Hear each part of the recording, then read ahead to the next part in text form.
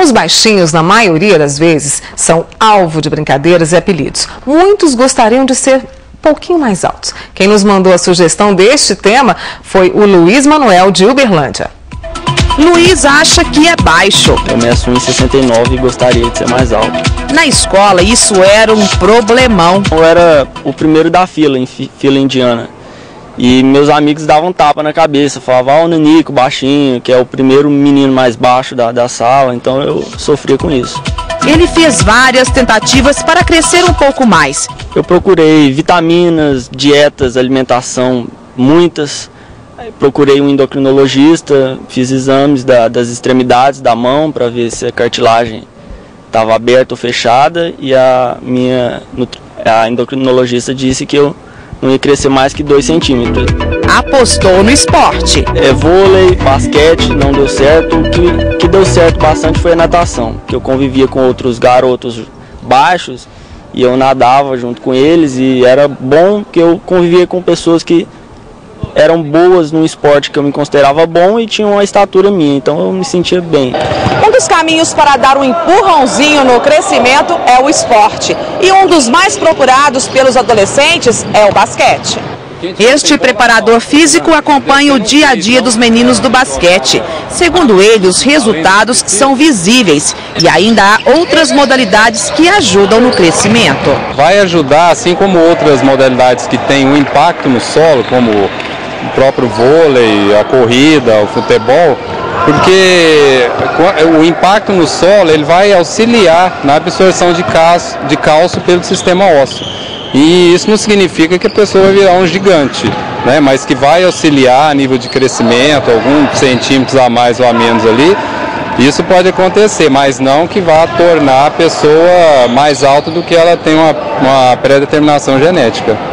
A média desta turminha é de 1,85 m. Um dos mais altos é o Igor, 1,93 m aos 13 anos de idade.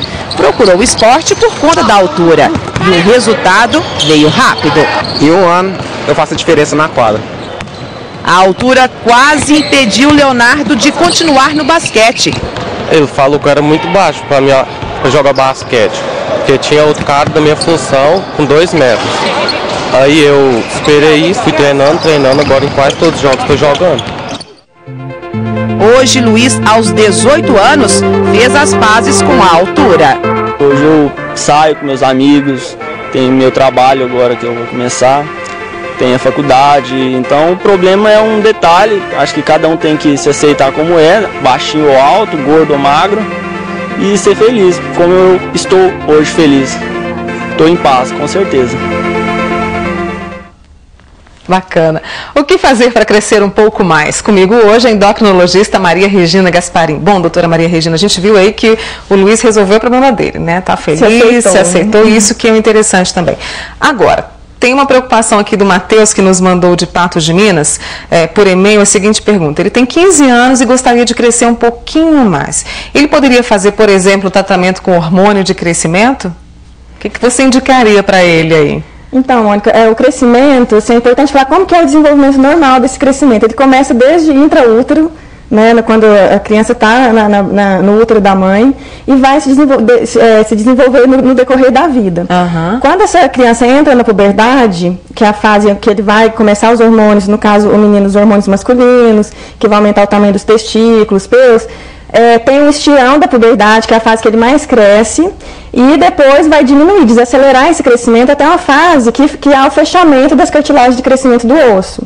Então, precisaria fazer uma avaliação, que é o que a gente faz com o raio-x, né, das mãos e dos punhos, para a gente ver a idade que está esse osso, se já está havendo o fechamento dessas cartilagens de crescimento, para falar se há a possibilidade dele crescer ou não. Provavelmente, nessa fase de 15 anos, ele ainda cresce. O menino cresce até, por isso varia muito a idade que ele entrou na puberdade. Se ele entrou na puberdade muito cedo, a tendência é esse crescimento diminuir mais cedo, mas certo. Geralmente até os 17, até 20 anos ainda pode haver um pouco de crescimento. Se os pais dele são altos, ele pode, né, ficar mais tranquilo? Então, isso são vários fatores que nós temos no crescimento. Então, todos nós temos uma idade genética, uma altura genética programada.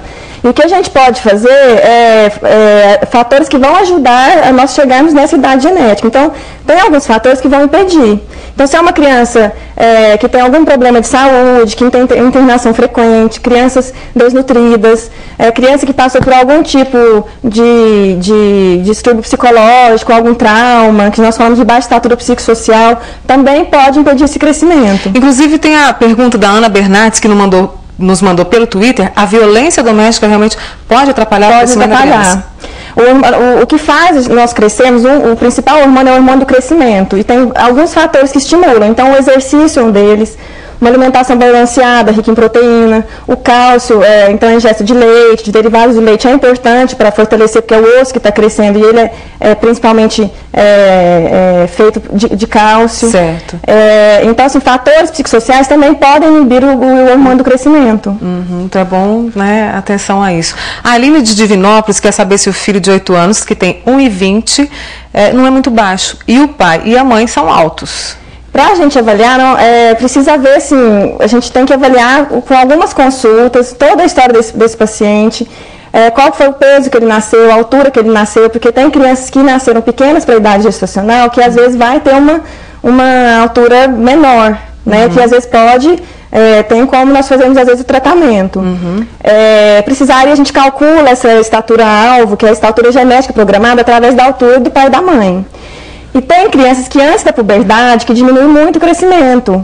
Nessa fase, antes de entrar na puberdade, que vai haver estirão, às vezes tem uma diminuição do crescimento. Então, essa idade de 8 anos, que é nessa fase pré-puberdade, às vezes ele está mais baixo que algumas crianças na turma dele, e que depois pode ser que no estirão ele fique mais alto e chegue nessa estatura familiar. Mas é importante que a gente precise ser avaliado em consultas, umas 2 ou 3 consultas por ano, que o mais importante do que a estatura naquele momento é a velocidade de crescimento, o quanto essa criança está crescendo num determinado ano. Entendi. E no caso, o sono também interfere? Também. O sono, durante o sono, é aquela coisa mesmo que a criança... O hormônio do crescimento é liberado em picos, em períodos durante o dia. E o principal pico, a hora que o hormônio do crescimento está mais alto, é durante o sono. Então, além disso, um sono eficaz... uma criança que dorme bem, um sono tranquilo, também ajuda a crescer. Então, aquela história de que precisa dormir para crescer é verdade. Então, vamos dormir bem, por favor, né? E o esporte também, como a gente viu ali no caso do basquete. Alimentação saudável, com uma vida equilibrada, né? Uma vida emocional equilibrada, o afeto dos pais, uma alimentação saudável, o esporte, um sono adequado, tudo isso é importante. E quando é indicado o tratamento, doutora Maria Regina, como é esse tratamento? Há vários tipos ou é um só? Então, tudo depende, a gente ver a causa que está sendo essa baixa estatura. Tem muitas vezes uma criança que tem anemia, que tratando a anemia, essa velocidade de crescimento volta a normalizar. E tem o déficit de hormônio de crescimento. Então, há crianças que nós fazemos as avaliações hormonais, e quando há o déficit de hormônio de crescimento, esse tratamento é realizado com o hormônio do crescimento, que são injeções diárias de hormônio de crescimento e que ajudam muito no ganho estatural, né, na estatura, no crescimento dessa criança. E há problemas também de quem cresce demais, que passou da conta? Existe isso, doutora Maria Regina? Também tem, que é o excesso do hormônio do crescimento, que é o chamado gigantismo. Que às vezes o hormônio do crescimento é produzido na hipófise, no cérebro. Então, alguns tumores na hipófise que produzem hormônio de crescimento a mais e que há um crescimento anormal também. Então é importante, porque muitas vezes a criança é saudável, não fica doente, e depois dos 3, 4, 5 anos a mãe não leva mais ao pediatra porque é uma criança saudável. Mas é importante, pelo menos uma vez ao ano, ir ao pediatra ou ao endocrinologista para avaliar o crescimento, avaliar peso, ver como é que está sendo esse crescimento anual dessa criança. E principalmente valorizar a autoestima? Principalmente valorizar a autoestima, que é o caso do Luiz Manuel, né? Que ele aceitou a altura dele, porque às vezes vai ter a estatura genética dele, e a pessoa se aceitar para ser feliz como ela é. Você recebe muitos casos no seu consultório, assim, de mães preocupadas e de mães ou pais que gostariam que os seus filhos fossem um pouco mais altos? Qual é o conselho que você dá, Maria Regina? O conselho que eu dou é justamente esse, de aceitar a altura. Claro que tem que ver se realmente há algum problema nesse crescimento, mas que se estiver vendo algum problema, nós vamos interferir nisso aí, mas que tem uma estatura que é geneticamente programada. Às vezes você vê que aquela criança não é uma criança tão baixa, mas que quer ser, ou meninas que querem ser modelos, ou meninas que querem ser atletas, e que às vezes não tem que respeitar a natureza dele, não vai chegar além daquilo que a genética programou para ele. Tá. Então, principalmente é se aceitar mesmo. Isso com certeza faz a diferença para que a gente seja feliz e traça os nossos planos. Acho que em tudo, né? Não só na altura, mas como no peso, a cor do cabelo. Acho que tudo isso aí é a nossa natureza e a gente aceitar para ser feliz. Porque senão a gente vive sofrendo todos os dias e deixa de aproveitar a vida, né? Com certeza. Para resumir.